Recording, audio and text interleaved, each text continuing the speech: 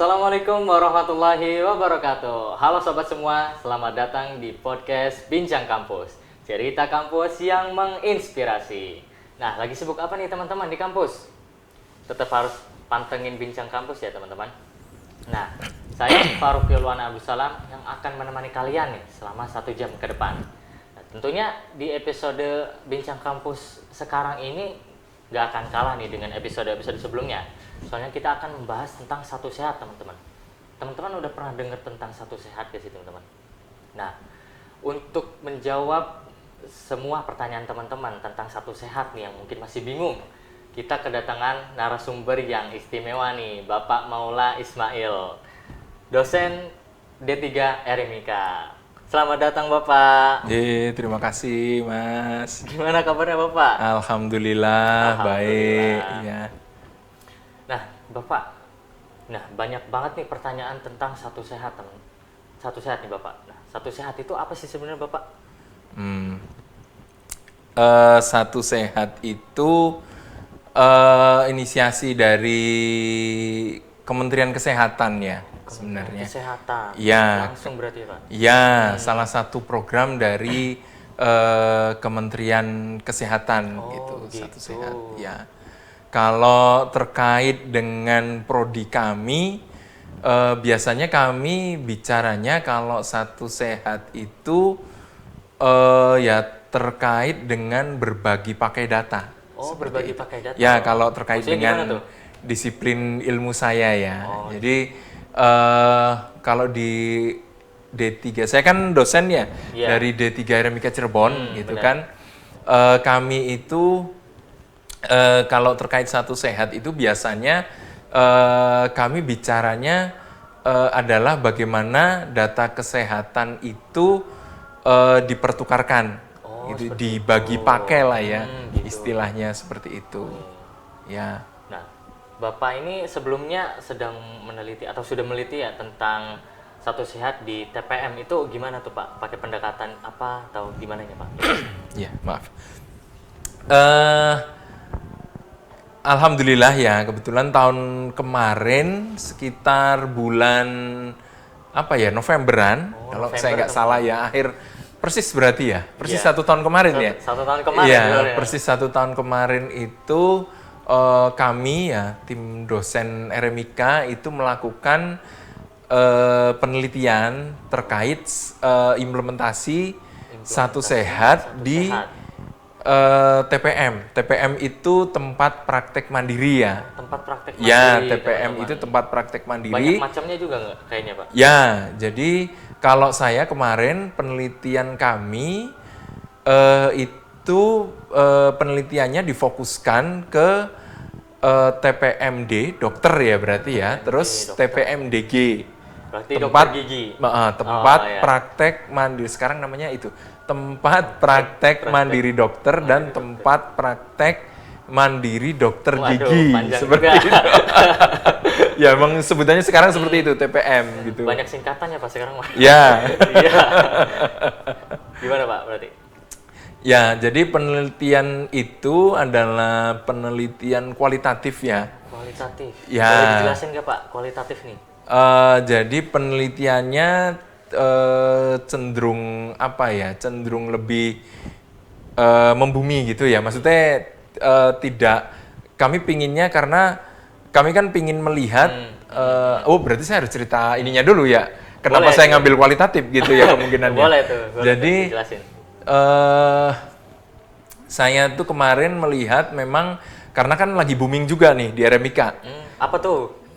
Gini, jadi pada tahun 2022 itu Permenkes Menteri Kesehatan mengeluarkan peraturannya, Permenkes tahun 2022 di mana isinya itu mengharuskan Fasiankes itu mengimplementasikan RME pada maksimal itu akhir tahun 2023.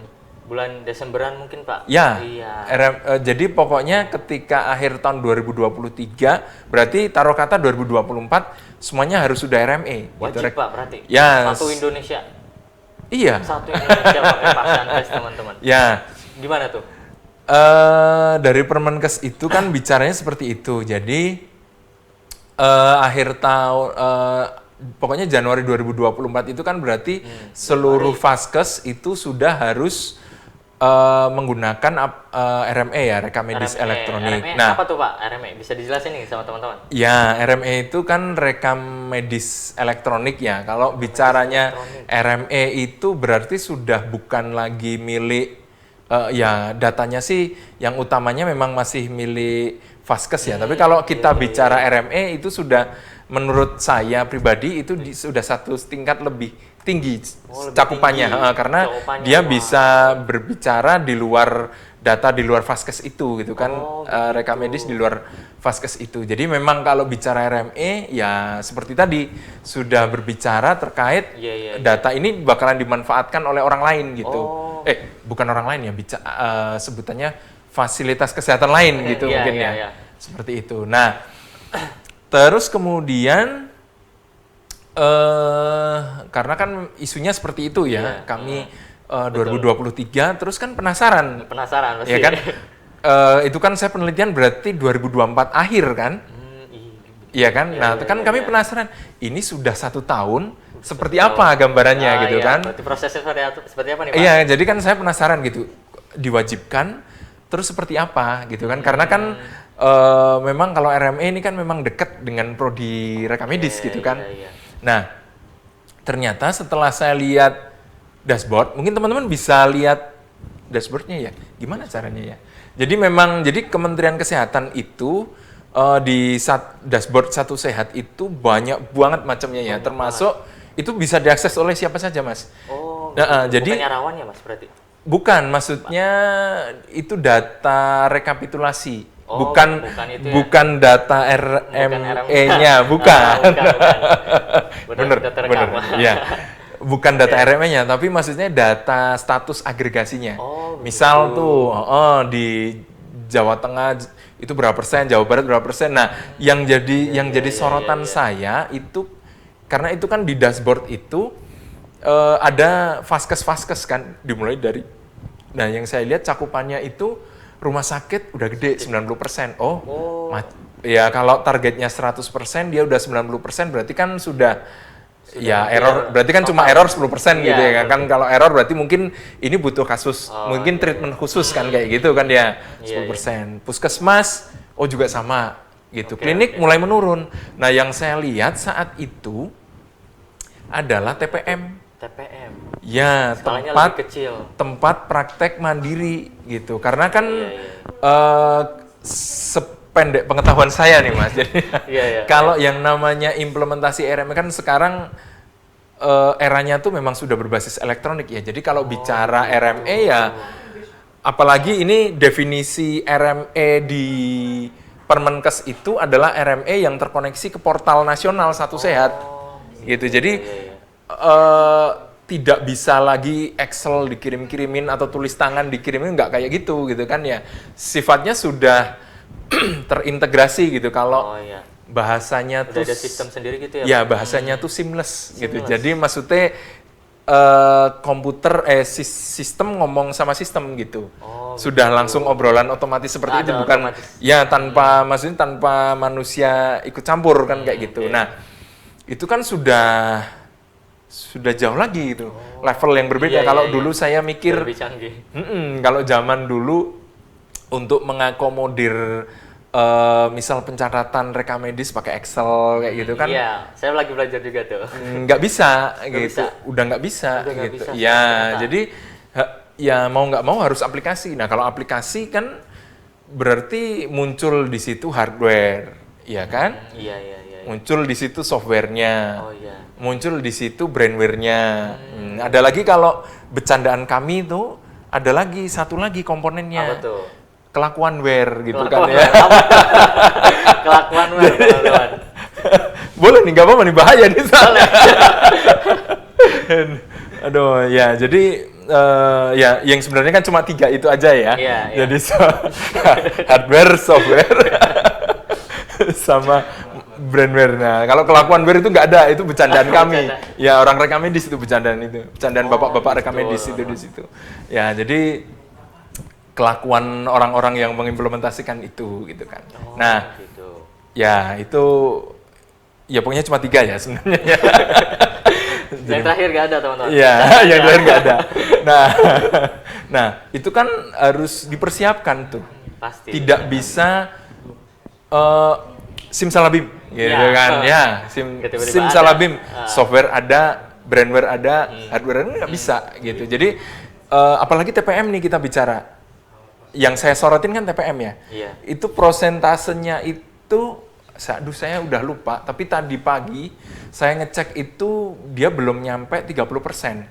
Belum nyampe 30%, jauh banget, baru Pak. baru sekitar 20% yang terkoneksi ya. Oh, begitu. Jadi jumlahnya memang sangat sedikit. Dari awal 2024 hanya 30%. Bukan, tadi pagi Kak. Saya lupa angkanya di tahun 2024 itu berapa. Oh, Mungkin kalau berarti di sekarang mungkin ya? kalau di penelitian saya sih saya cantumkan ya angkanya. Tapi kalau gitu. sekarang saya agak lupa angkanya berapa. Tadi pagi saya ngecek, ya bayangan saya mungkin naik 50% lah gitu. Ternyata belum sampai gitu. Belum sampai 50% dari dari Waduh. data keseluruhan TPM gitu kan. Wah, ternyata masih. Ya, tapi memang benar karena maksudnya mungkin kalau rumah sakit itu kan ya istilahnya kan ada ini ya, maksudnya uangnya itu kan berbeda ya. Iya. Karena kan untuk mempersiapkan hardware, software itu kan tadi butuh biaya juga biaya, gitu butuh kan. dana investasi awal mungkin ya. Untuk investasi seperti itu. Itu pemahaman kami ya selaku saya bukan profesional ya, selaku dosen berarti ya. Pemahaman kami selaku dosen dan background ilmu kami yang di situ gitu kan ya. Oh, makanya cocok nih, coba saya mau mengangkat ini nih, bagaimana sih sebenarnya gambaran implementasi satu sehat ini di TPMD dan TPMDG itu. Gitu. Berarti itu ya. Jadi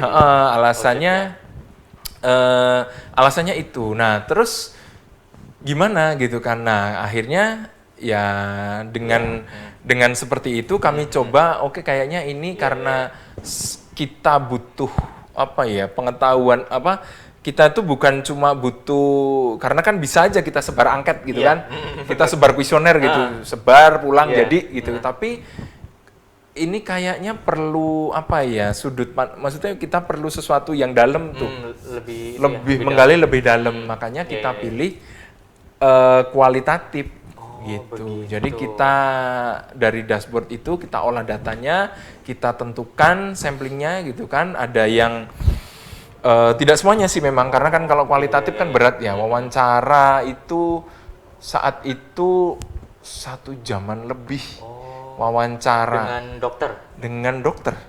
Begitu. Iya, dokter dan dokter gigi satu-satu ya, wawancaranya kami satu-satu bukan FGD, jadi ya wah lumayan itu Mas. Kira-kira selama wawancara ada momen seru nggak nih selama wawancara dengan dokter nih?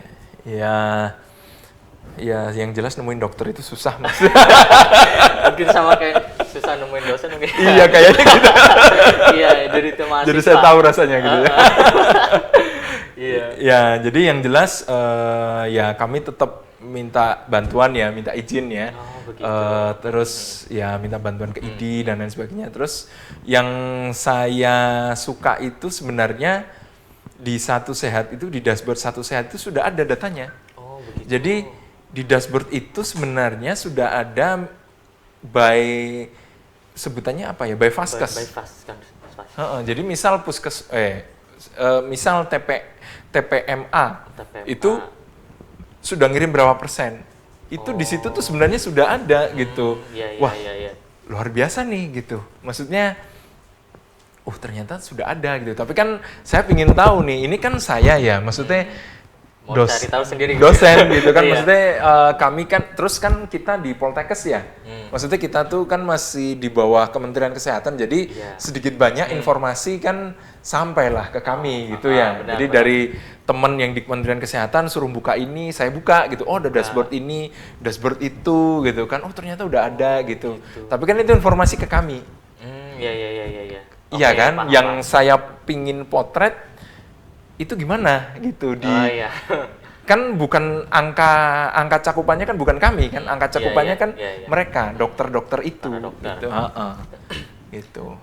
Nah, Bapak mungkin agak melenceng sedikit ya dari Iya. materi kita hari ini. Nah, sekarang kan lagi diwajibkan sekali buat menggunakan RME nih Pak. Sebelumnya pakai yang manual. Kira-kira dampaknya yang bisa terasa sama masyarakat apa nih Pak? Kalau misalnya penggunaan RME ini Oh, lebih mudah kah atau gimana tuh Pak? iya. Ini sebenarnya itu turut ke potret, Mas. Turun ke potret. Hal itu turut ke potret di penelitian saya ya. Oh, begitu. Jadi dari hasil penelitian saya itu memang ada beberapa yang mengungkapkan keuntungannya. Oh, Aduh, saya kalau detail mungkin tidak terlalu hafal banget ya. Saya harus sambil baca ya, Mas ya. Tapi seingat saya Ingat saja ya. Bapak aja nih. Ya ini sedang proses dijurnalkan, semoga bisa lah, sudah dari bulan Juli Mas saya. Aduh. Oh, begitu. Ya, Bulan belum Juli. Juli tahun ini saya submit. Aduh, memang lumayan. Tapi ya nggak apa-apa. Jadi apa tadi? Berarti dulu ya, sekarang harus dengan aplikasi seperti Iya. apa gitu ya. Iya, bedanya. Jadi salah satu yang saya ingat nih ya dari jawaban informan itu, salah satu dokter itu bilang, Pak, kami ini maksudnya memeriksa itu kami membutuhkan perangkat baru gitu. Dia Perangkat bilang. baru? Apa tuh, Ya, Pak? jadi mereka itu yang kerennya itu dokter sudah langsung bilang tablet. Saya nggak tahu apakah saya maksudnya ini kan dokter ya, maksudnya kalau sarjana teknik informatika bilang ngentri butuh tablet, mungkin ya saya maklum ya. Ini dokter langsung nyebut kayaknya butuhnya itu tablet gitu. Jadi dia nyontoin gitu. Seru ketika serunya wawancara seperti itu mungkin Mas. Oh iya. Jadi dia nyontoin tuh kayak gini. Jadi coba misal Gimana? ya ini kayak Masnya akan pakai laptop gitu kan di depan. Iya. Kalau ada pasien datang gitu. Pasti. Ya kan ditanya, kan mesti nanya. Iya. Yang dirasa apa Bu? Tapi kan sambil ngentri kan. Ketik kayak gitu. Nah, pasien itu salah satu pasien akhirnya ada yang nyeletuk. Dok, lagi ngapain sih, Dok? Oh, ada salah kayak gitu ya Pak? Ya maksudnya saya bayar loh. Oh. Gitu.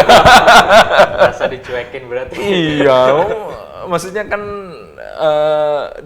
dulu dokter nggak kayak gini.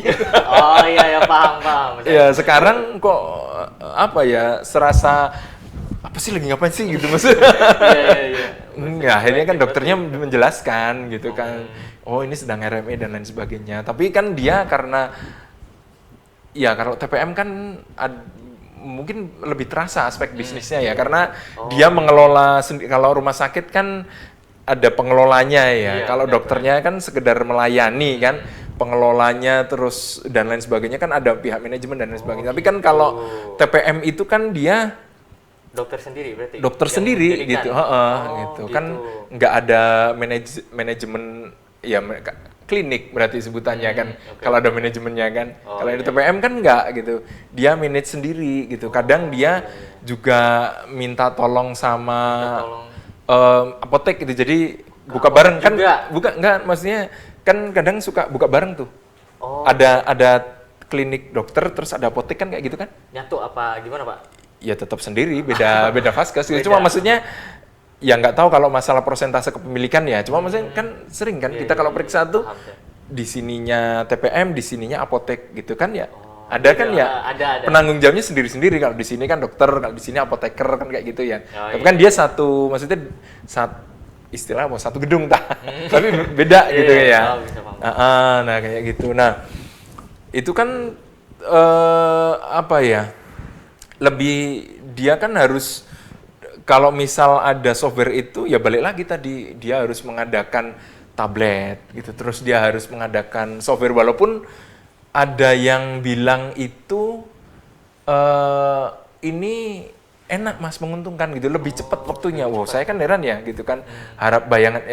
Bayangan saya mungkin kan ada beberapa ya memang ada yang negatif, ada yang positif gitu kan responnya ya. Iya. Jadi dia bilang di sana itu kalau yang merasa diuntungkan ya berarti faktor pendukung kelancaran satu sehat itu dia menganggap bahwa mempermudah dan mempercepat prosesnya dia. Recall data pasien yang dulu. Lebih cepat berarti. Lebih cepat, terus kemudian recall obat tuh. Recall obat. Bukan recall obat ya sebutannya. Jadi maksudnya dia tuh tahu stoknya obat. Oh, berarti satu set juga bisa seperti itu, Pak? Di aplikasinya dia. Oh, iya. Nah, aplikasinya dia itu nanti yang terkoneksi ke sebut saja portal Satu Sehat ya. Oh, iya, iya. Jadi jadi Satu Sehat yang saya teliti itu ada portal Satu Sehatnya. Nah, masing-masing aplikasi RME ini dia harus terkoneksi dengan portal ini, harus nyambung, harus ngirim data terus ngirim data. Jadi kalau ada pemeriksaan ngirim data itu ya. Terintegrasi berarti. Nah, Iya, terintegrasi. iya. Bahasanya ini biasanya kalau zaman dulu tuh nyebutnya bridging apa ya? Bridging. Apa tuh artinya tuh? Ya maksudnya nyambung gitu. Kalau nyambung. dengan aplikasi bahasanya bridging gitu. Orang-orang suka nyebutnya bridging gitu, orang-orang kesehatan gitu. Berarti manfaatnya mungkin lebih cepat ya, Pak, kalau misalnya pakai RMA ini? Ya, manfaat positifnya ya Iya. yang mendukung implementasi Satu Sehat itu diantaranya itu gitu. Jadi begitu. mempercepat gitu, terus mempermudah gitu. Iya, mempermudah pastinya.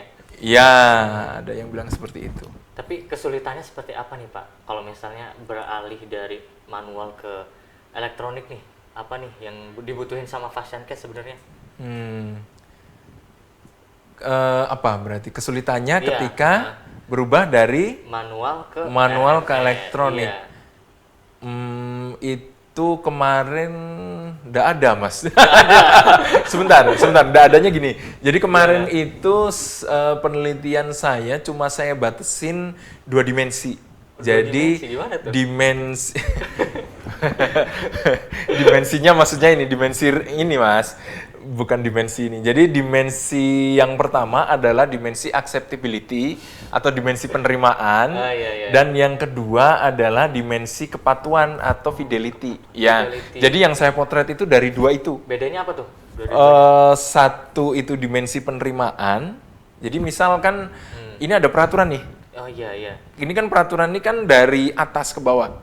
Ya kan? Iya. Peraturan ini ya mengatur kan namanya peraturan mengatur. Nah, kalau saya melihat peraturan itu implementasinya seperti apa, saya lihat dari dua variabel ini kayaknya sudah pas. Yang pertama dari sisi penerimaan orangnya, penerimaan terhadap peraturannya, dan yang kedua kepatuhannya. Bener nggak? Iya kan? Jadi kan mau diterima atau enggak, maksudnya bukan mau diterima atau enggak. Iya. Maksudnya penerimaannya itu seperti apa, kepatuhannya seperti apa.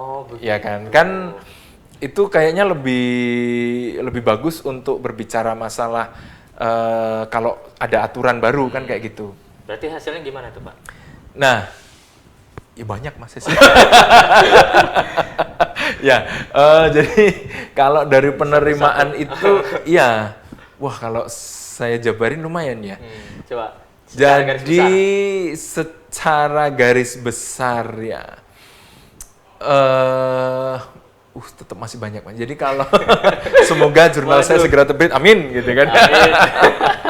Nah, jadi di situ di jurnal itu kan memang saya detailkan ya. Jadi kalau kualitatif kan memang seperti itu ya. Nanti di penelitian saya tuh ada kutipan-kutipan gitu kan. Nah, di situ yang menurut saya kuat, maksudnya menurut saya bagus nih, maksudnya yang menurut saya bisa saya tonjolkan dari penelitian saya itu saya bikin matriks faktor penghambat dan faktor pendukung implementasi Satu Sehat. Gitu ya. Tentu berdasarkan dimensi itu ya. Dimensi akseptabilitas dan dimensi fidelity.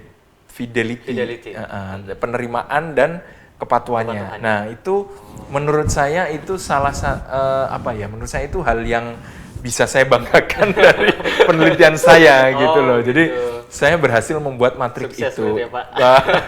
Membuat matrik itu gitu ya dengan metodologi saya gitu. Nah, di matrik itu seingat saya ya intinya kan itu ada pendukung dan ada penghambat ya. Jadi maksud saya seperti ini. Jadi nanti kalau ada pembaca tuh, misal dari gimana? apa ya? Maksudnya kalau saya kan sifatnya berarti dari akademisi ya. Maksudnya Iya, misal iya. dari praktisi gitu. Misal praktisi entah dari dinas, entah dari provinsi, entah dari pusat. Iya, iya. Membaca itu semoga nanti bisa dilihat. Oh ini ya walaupun skupnya mungkin Cirebon ya. Oh iya. Tapi kan saya tentu dari pusat atau dari mana kan sudah tahu karakteristik Cirebon itu seperti apa gitu kan ya. Jadi nanti Iya. mereka bisa mengambil, oh ini toh hambatannya seperti ini. Gitu. Oh ini Udah toh, dijabarkan di situ ya Pak. ya ini toh pendukungnya gitu. Iya, Ini iya. dan ini berdasarkan potret, maksudnya saya ini kan memotret di lapangan. Oh gitu. Maksudnya kan apa yang saya nyatakan dalam penelitian saya itu kan itu hasil saya mengambil memang datanya seperti itu, persepsi dari TPMD dan TPMDG-nya. Saya, Pak. Gitu. Jadi misal nih taruh kata salah satu keinginan dari salah satu keinginan dari pihak informan ya, berarti dalam hal ini TPMD atau TPMDG gitu ya. Dia apa namanya? Dia tuh pingin agar hasilnya dia itu diakui. Oke Bapak, stop dulu. Nah, tentunya ini pembahasannya makin seru nih ya teman-teman. Tapi kita break dulu sebentar di sini. Tetap stay tune di Bincang Kampus. Cerita kampus yang menginspirasi.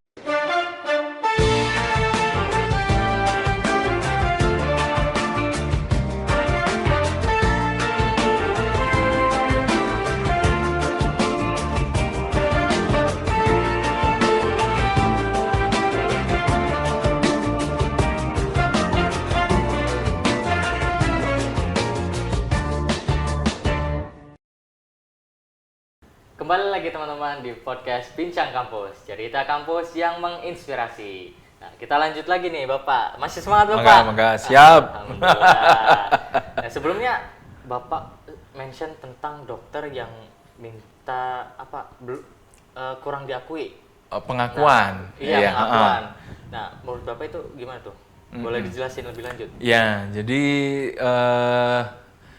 agak ke belakang dulu sedikit ya Mas ya. Jadi tadi itu saya kan menyampaikan di penelitian saya itu, di laporan penelitian saya itu ada saya menyebutkan ada matriks ya, faktor pendukung dan faktor penghambat untuk implementasi satu sehat. Iya. Nah, salah satunya yang saya ingat ya, saya lupa itu dari dimensi mana. Udah lama mungkin Pak. Iya, itu adalah bahwa dokter itu faktor penghambat kalau nggak salah. Nah itu dokter itu pingin diakui gitu. Tapi kalimatnya dia itu kesimpulan saya ya.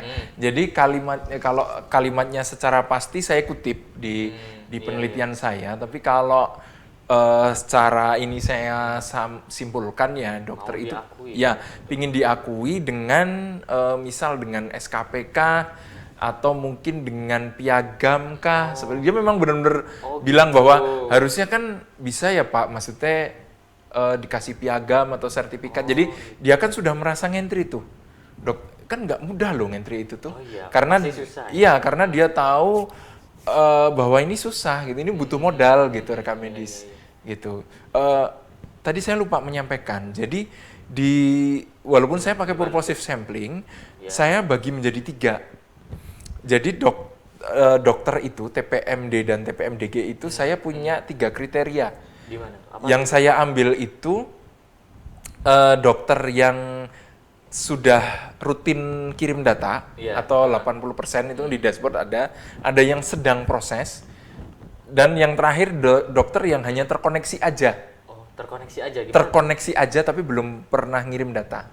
Oh begitu. Iya, jadi itu kan di datanya ada di dashboard. Jadi saya itu ketika melakukan wawancara mendalam ada masing-masing ini terwakili, kan berarti ini terwakili yang istilahnya integrasinya kurang, sedang integrasi, dan sudah bagus integrasi kan seperti itu ya. Komplit gitu ya. Iya, komplit seperti itu. Nah, terus saya gali dengan variabelnya kan sama tentu ya. Nah, jawabannya muncul seperti itu. Nah, di antaranya tuh mereka yang sudah ngentri banyak itu pinginnya pingin semacam pengakuan gitu, tapi kan bukan pengakuan dari Maula Ismail gitu kan. Siapa Maula Ismail gitu, pinginnya kan dari kerja keras gitu ya, misal dari dinas kesehatan atau provinsi atau mungkin Kementerian Kesehatan gitu. Nah, dokter itu menyampaikan bahwa dokter kan punya apa ya, saya agak nangkepnya agak, mohon maaf nih kalau saya salah. Jadi dokter itu tuh di Satu Sehat SDMK kalau nggak salah. Untuk memperpanjang kan penting nih, perpanjang praktek itu penting banget gitu kan ya, itu uang gitu kan. Untuk memperpanjang praktek itu dia harus ada yang namanya untuk surat izin praktek itu dia harus mencapai berapa kategori gitu. Nah di 3 kategori atau 2 kategori itu saya lupa. Nah salah satunya kan ada yang, makanya sekarang di kita kan suka ada ya hunting SKP. Kamu nggak tahu ya, mahasiswa ya? Belum nyampe sana mungkin. Iya belum nanti kalau semoga lekas kerja ya Mas ya. Amin. Nah, jadi kalau sekarang itu ada yang namanya dokter pemburu SKP itu. Apa tuh? Sama, kami juga sama memburu SKP juga. Jadi ikut pelatihan. Oh, pelatihan berarti. Ikut pelatihan terus nanti dapat ya skor lah, taruh kata. Ya. Yang penyelenggaranya Kemenkes tentu seperti itu ya, yang diakui Kemenkes gitu kan ya, baru dapat skor, salah satunya untuk mendukung supaya dia bisa praktek kayak gitu. Nah, selain itu ada yang namanya kalau nggak salah pelayanan dia sebagai dokter. Jadi dia praktek. Jadi kalau dokter tuh harus praktek. Harus nah, praktek terus. Nah, mereka menganggap gitu bahwa penilaian praktek ini kan kalau dokter kan periksa pasien kan? Iya. Di satu sisi dia sudah ngentri. Mau gitu ya, Satu Sehat kan dia ngentri di RME-nya dia.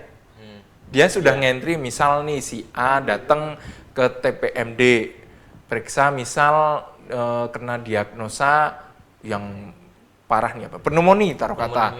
Pneumonia gitu. Nah, ini kan dia sudah meriksa, sudah apa melakukan apa segala macam.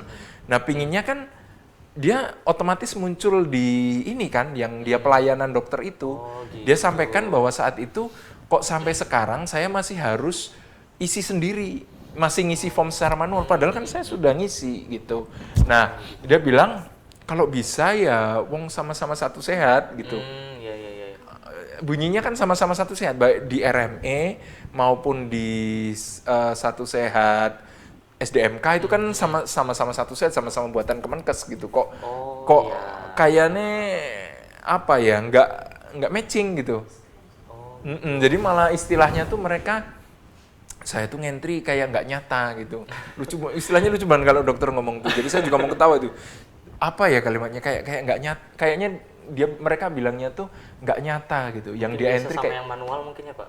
Iya, jadi seolah-olah tuh mereka ngentri kayak nggak apa ya, nggak ada bekasnya gitu tuh. Jadi kayak ngentri terus hilang lep kayak gitu, hilang lep kayak gitu. Padahal barangnya kan dia ngentri di RME-nya dia, di aplikasinya dia ada gitu. Kok masa dia harus nyalin lagi ke kertas gitu? Ya oke kalau gitu. Nah, dia bilang ya kalau nggak itu ya mungkin sertifikat pengakuan lah gitu, bahwa sudah misal saya sudah ngentri berapa kayak gitu. Mungkin itu juga bisa kalau nggak masuk SKP, tapi dia pingin ada apa ya, keinginan untuk diakui gitu. Dokter juga manusia gitu. Iya, betul banget. Iya. Ya, berarti kalau misalnya pelaksanaan RME itu pasti ada, selain kendalanya di investasi awal mungkin ya Pak. Terus pasti ada pelatihan juga. Pelatihan tuh gimana tuh Pak, pelatihan RME? Ya, bagus Mas. Keren Mas. Alhamdulillah. Ya, jadi itu juga salah satu hal yang terpotret Mas. Jadi tapi maaf ya Mas, saya lupa itu ikutnya dimensi acceptability atau di fidelity ya adanya. Kayaknya itu terkait feedback kayaknya. Itu saya masukin di feedback kalau nggak salah, pertanyaan terkait feedback. Soalnya kadang ketika wawancara itu kan orangnya kadang dia satu omongan tapi sudah mencakup beberapa variabel gitu ya. Begitu. Kan nggak mungkin saya tanyakan lagi gitu kan. Jadi saya kelompokin gitu. Jadi kan biar dia mengalir aja gitu ngomongnya. Iya, benar. Nah, Kalau nggak salah itu juga masuk ke dimensi fidelity ya, termasuk kepatuhan. Jadi mereka itu caranya ya, bagi kayaknya berarti ini kemungkinan yang jawab ini yang sukses ya. Jadi dia itu ada beberapa versi nih. Ada yang mengaku dia maksudnya maksudnya bisa terkoneksi satu sehat itu dari vendornya. Maksudnya vendor tuh tahu, vendor itu penyedia aplikasi. Oh iya iya iya. Ya, penyedia aplikasi RME gitu. Saya nggak boleh nyebut merek ya. Betul betul. Supaya kita masih aman nih. Iya. Penyedia aplikasinya, maksudnya yang perusahaan yang bikin aplikasi RME gitu. Nah, itu ada satu dokter yang saya inget terus tuh, saya juga nggak boleh nyebut merek ya. Ada satu informan itu dia sudah nyoba sebelum era Permenkes itu muncul, dia memang sudah tertarik nih. Nah, jadi dia sudah nyoba aplikasi gitu. Terus kemudian ada kewajiban RME, dia kan serius kan. Mulai serius gitu karena kan kalau tadinya tuh cuma pingin harnessing IT, kalau sekarang kan memang harus gitu kewajiban, bukan cuma pemanfaatan IT kan, memang kewajiban. Nah, dia itu nyoba vendor dari yang gratis, dari yang bikin sendiri, nyoba gratis, terus bikin sendiri, terus rekomendasi dari temen, terus akhirnya yang berbayar, gitu. Jadi dia udah nyoba, terus menurut informannya itu katanya vendor yang lebih baik gitu, itu adalah vendor yang berbayar. Ya mungkin karena bayar ya. Mungkin kayak gitu. Ya kalau gratis kan gimana gitu ya. Nah, beda. Kalau vendor yang berbayar itu dia tidak cuma menjelaskan terkait cara penggunaan. Jadi kalau cara penggunaan kan ya cara penggunaan aja gitu. Tapi ini di luar itu lebih lanjut lagi, dia mau mendampingi sampai proses ke satu sehatnya, terus cara dapetin apa itu ID apa itu. Jadi pokoknya bener-bener dipandu sampai dapat itu. Nah, itu vendor yang berbayar. Nah, yang bagus lagi ada lagi nih. Dari informan yang lain menyampaikan dia sukses itu karena ada yang memandu. Nah, yang paling memandu ini keren nih, dari OP. Organisasi profesi. Ya. Dari organisasi profesi ya. Saat itu penjelasan dari IDGI, dokter gigi. Jadi IDGI Cirebon itu ada pengurus OP yang apa ya? Ya pokoknya dia itu aktif tuh, aktif mantau dan lain sebagainya gitu ya. Jadi kadang suka apa ya, ngasih tahu gitu-gitu. Ya, nah itu seperti itu. Berarti maksudnya bukan harusnya kan kalau bisa. Nah, kalau pertanyaan Mas Faroki tadi kan pelatihan ya. Nah, harusnya memang seperti itu mungkin ya harusnya ya. Jadi ada waktu tersendiri dikumpulin, terus pelatihan langsung nyoba gitu ya. Mungkin bukan dokternya yang diundang. Tapi penanggung jawabnya. Kan dokternya kalau diundang dia lagi praktek gitu kan. Susah pasti. Susah. Manggil dokter susah ya, Pak? Susah, ketemu dokter aja susah, lagi manggil dokter. Repot gitu kan. Nah, mungkin penanggung jawab di TPM-nya gitu kan ya. Jadi dilatih biar bisa. Itu saya kira lebih baik yang seperti itu. Nah, itu Dinas Kesehatan Kota Cirebon itu saya nggak tahu itu tergolong pelatihan atau tidak ya, tapi dia pernah mengundang gitu. Jadi kan saya juga mau wawancara dari pihak, nggak apa-apa ya kalau pihak dinas ya Dinas Kota Cirebon cuma satu sih ya. Iya. Jadi saya harus nyebut merek ya gitu. Ya udah. Nah, dari pihak dinasnya itu ada. Jadi saya nggak tahu apakah itu dapat dikategorikan sebagai pelatihan atau bukan, tapi kalau dari persepsinya dokter itu cuma pertemuan. Pertemuan doang. dari persepsinya dokter ya. Saya dari nggak tahu apakah memang itu sebenarnya, maksudnya sebenarnya itu memang dialokasikan untuk pelatihan, tapi ternyata kok munculnya cuma pertemuan, jadi cuma ngobrol aja, tidak hands on gitu. Bayangan saya kan kalau pelatihan kan hands on gitu, ya kayak kamu praktik gitu kan. Kalau Mas Faruqi praktikum ya praktek gitu, hands on gitu pelatihan kan. Nah, yang saya tahu kalau dari sudut pandangnya si dokter itu mereka cuma pertemuan. Nah, kalau dinas itu pokoknya mengadakan seperti itu. Terus dia ada mengalokasikan waktu khusus gitu. Waktu khusus tuh jadi katanya tiap hari Kamis atau hari apa jam berapa gitu untuk konsultasi. Ada Gitu. konsultasi Jadi juga. wujudnya memang bukan, berarti kalau saya sebut mungkin bukan pelatihan ansih ya. Maksudnya apa ya ansih? Maksudnya bener sebutannya memang bener-bener pelatihan hands on memang enggak gitu ya. Tapi itu seperti itu. Nah, mungkin salah satu kenapa kurang bagus ya, harusnya memang benar-benar ada pelatihan yang benar-benar. Emang biasanya kalau pelatihan berapa lama tuh, Pak? Ya nggak tahu ya, tergantung ya. Nggak, maksudnya pernah sebelumnya? belum ada kan, belum ada. Kalau terkait satu sehat ini kan memang belum ada. Berarti baru Terus saya banget, bukan pemilik Vaskes, Mas. Betul juga. Kita ngundang dosen di sini, Pak. Iya. Jadi maksud saya gini, jadi kalau ini kan banyak hal yang, jadi kadang informan itu kan menceritakan sesuatu ya. Jadi kalau misal ada bermasalah nih, jadi ketika proses kan ada, ini ada saya laporkan juga di penelitian saya. Jadi ada beberapa kendala ketika mau koneksi. Kendalanya apa tuh, Pak? Saya lupa, mendapatkan ID atau apa gitu tuh. Terkait ID atau terkait apa, pokoknya masalah koneksi gitu. Harusnya itu kalau ketika si dokter itu menjelaskan dan itu diakui oleh pihak dinas ya, memang itu kendala, salah satu kendala. Iya.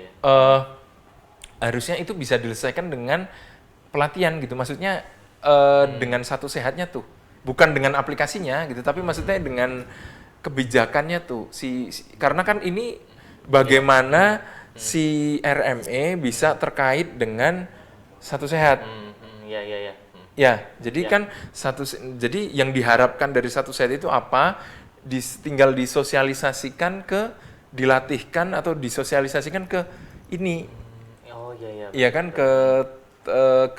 bukan cuma ke vendor RME-nya. Kalau vendor RME-nya iya tahu, tapi kan si dokter ini juga harus tahu lah gitu. Ya, makanya kalau di saya, salah satu saran saya kalau nggak salah itu saya menyebutkan harus ada bentuknya mungkin bisa macam-macam ya. Tapi pokoknya harus ada monitoring dan evaluasi gitu. Kalau prosesnya panjang gitu ya, Pak? Ya harus. Kalau mau ini program ini, karena ini kan bagus nih. Wajib. Jadi juga Mas, ya, ini OOT juga nih. Apa tuh? Sedikit OOT, out of topic ya. Gimana? Persepsi saya terhadap teknologi ini. Jadi yang namanya teknologi ini, saya nggak orang kesehatan. Jadi kalau mungkin Mas Faruqi tahu bahwa teknologi ini time frame-nya itu cepat. Iya benar, cepat banget. Teknologi itu kan cepat. Gitu. Nah, saya melihat kok kayaknya di kesehatan nih time frame-nya rada pelan tuh bergesernya. Tapi kalau teknologi sendiri itu cepat. Nah, terus saya melihat ketika HIE ini memang jadi salah satu mata kuliah di RMIK ya. Pertukaran informasi kesehatan nama mata kuliahnya.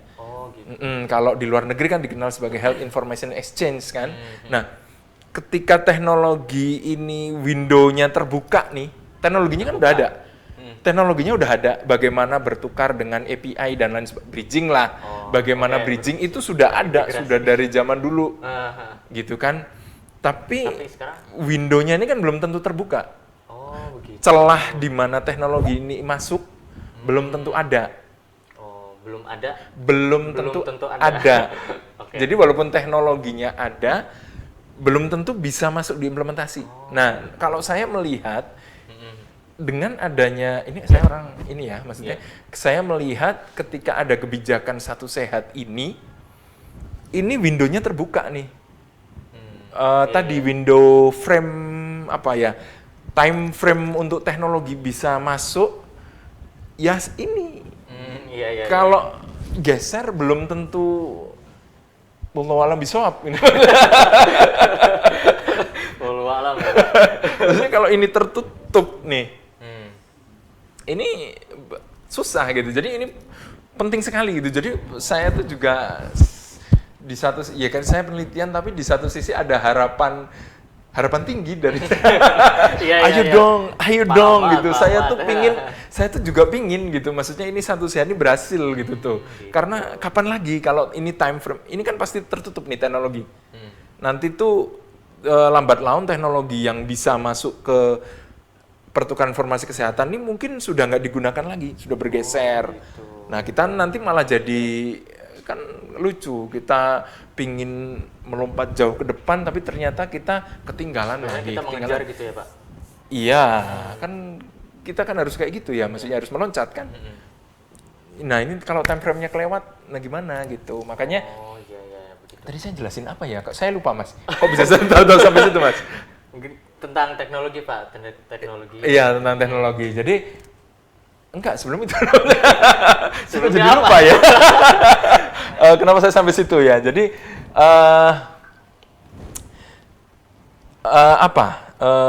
jadi lupa saya tadi itu kenapa saya tiba-tiba sampai ke teknologi ya. Tadi itu dari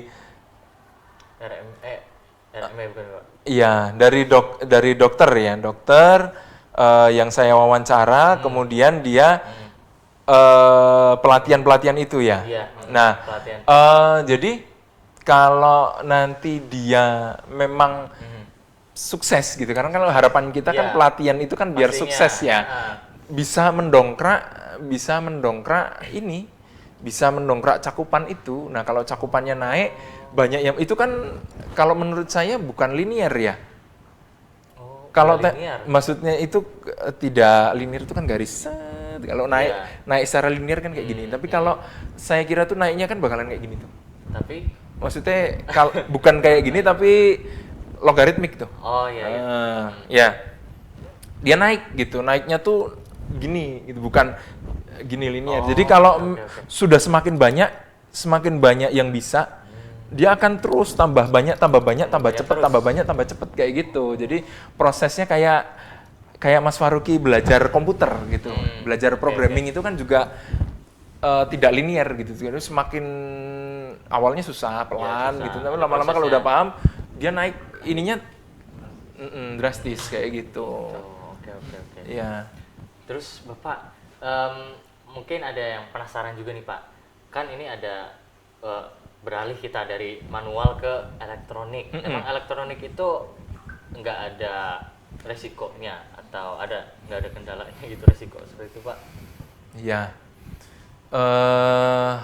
Iya, teknologi ya Mas ya. Tapi mungkin yang mau saya soroti tetap balik lagi yang terkait yang penelitian saya ya Mas ya.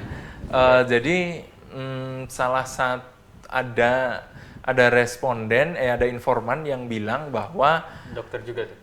Iya kan. Dokter juga. Iya dok, kan yang diwawancara dokter dan dokter gigi Mas. Iya. Dia menyampaikan bahwa pasiennya itu karena kan otomatis kalau RME itu untuk pertama kali itu di awal. Di awal kan diminta data lengkap tuh. Pasti. Kan nggak kayak zaman dulu. Kalau zaman dulu kan cuma ditanya umurnya berapa gitu kan jenis kelamin juga nggak ditanya gitu kan, udah kelihatan gitu kan, umurnya berapa, namanya mana, rumahnya mana, kan cuma kayak gitu aja kan.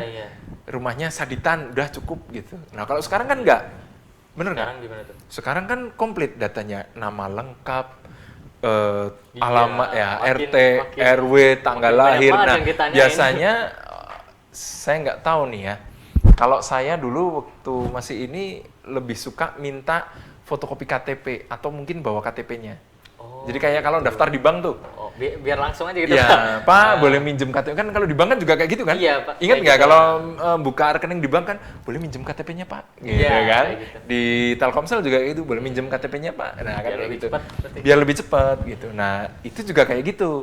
Boleh minjem KTP-nya Pak, tapi ternyata hal baru nih. Nah, ini si pasien itu nah, jadi buat apa nih? Gitu udah curiga dulu gitu. Iya. Karena ada beberapa pasien yang kayaknya iritasi gitu. Jadi dia itu dia kan bukan pengguna BPJS. Dia ikut BPJS tapi tidak menggunakan BPJS sengaja karena dia memang tidak mau KTP-nya itu di-copy. Maksudnya dia tidak mau, kan ada orang yang memang tidak suka ya. Maksudnya tidak suka datanya tuh di-copy, ditaruh di mana-mana. Ya bagus, itu privacy kan. Itu memang privacy coba. Iya bener, itu privacy gitu kan. Alamatnya di mana, detail loh alamatnya di mana gitu kan. KTP itu ada golongan darah dan lain sebagainya. Itu kan data yang mungkin ya kalau mau lah ya kan ada beberapa orang yang menganggap itu sangat penting sekali gitu kan. Nah, Pasti. itu salah satu aspek yang saya potret itu. Jadi ada pasien yang tidak mau datanya tuh terlalu sering-sering. Ya akhirnya sih mau diterangkan. Ini Bu, saya punya ini, akhirnya mau. Cuma kan dulu ya, Pak. iya, dengan komunikasi bisa. Tapi kan berarti itu ada sedikit ada sedikit hambatan ya. Itu maksud saya. Jadi harusnya kan dengan era seperti ini, nah itu tadi era pertukaran informasi kesehatan, datanya itu kan harusnya sudah bisa ditarik ya dari NIK, dari Capil kan. Nah, tapi ternyata iya kan, kalau jadi nggak perlu, jadi yang penting cukup NIK-nya, nomor NIK-nya aja dimasukin, datanya sudah bisa keambil semua, harusnya kan seperti itu. Gitu. Dan memang sistemnya seperti itu. Tapi ternyata ketika di lapangan gitu, maksudnya ketika saya nanya, ada dokter yang ada beberapa pasien yang NIK-nya tuh entah kenapa nggak bisa ketarik gitu. Iya. Itu ada juga error sistem mungkin, Pak? Nggak tahu itu. Jadi saya juga tidak bisa terlalu banyak berkomentar ya, maksudnya karena kan ya saya tahu bahwa itu sebenarnya sudah bridging, harusnya bisa dan lain sebagainya. Tapi kan itu saya nggak tahu gitu kan, maksudnya seperti apa kok bisa sampai gagal ya. Tapi yang menjelaskan yang saya potret dari persepsinya TPMD dan TPMDG kan kayak gitu kan, persepsinya dokter itu seperti apa. Oh ternyata kayak gitu. Terus, nah kebetulan pas itu tahun itu ya 2024 kemarin itu akhir tahun itu pas banget insiden itu tuh pas pangkalan data nasional kehack. Wah pas banget isu itu. Jadi dokter tuh langsung begitu saya tanyakan terkait aspek keamanan gitu tuh, dia langsung saya nggak percaya. Aduh. Bukan apa-apa ya dia langsung. Ada yang, maksudnya ada yang ngomong kayak gitu. Tapi kan ini saya kualitatif ya. Saya nggak tahu kalau di kuanti nanti seperti apa ya. Tapi yang jelas ini saya kualitatif ya. Kebetulan yang menjawab itu saya mendapatkan jawaban responden seperti itu. Jadi dia tidak percaya terkait keamanan data. Ya mungkin pas lagi diberitakan saat itu lagi rame-ramenya tuh. Iya. Iya, rame-ramenya portal khawatir. Portal data nasional lagi kena hack gitu kan. Jadi iya, betul. Ya mungkin dia lagi pas lagi gitu-gitunya gitu kan portal data nasional termasuk data dia. Iya kan, data kita kan, data imigrasi di situ. Dokter kan sering keluar negeri Mas, berarti pasportnya kan ya gitu. Nah, dia langsung nggak tahu apakah itu pengalaman dia atau pengalaman pasien atau pengalaman siapa gitu tuh. Dokternya langsung bilang, saya nggak percaya. Tapi ya nggak semua dokter seperti itu ya. Jadi dia menganggap bahwa kalau kan memang salah satu keuntungan berbasis elektronik itu tidak semua orang bisa memanfaatkan celah. Maksudnya kalau tadinya berbasis dokumen tuh aduh nyebut gimana?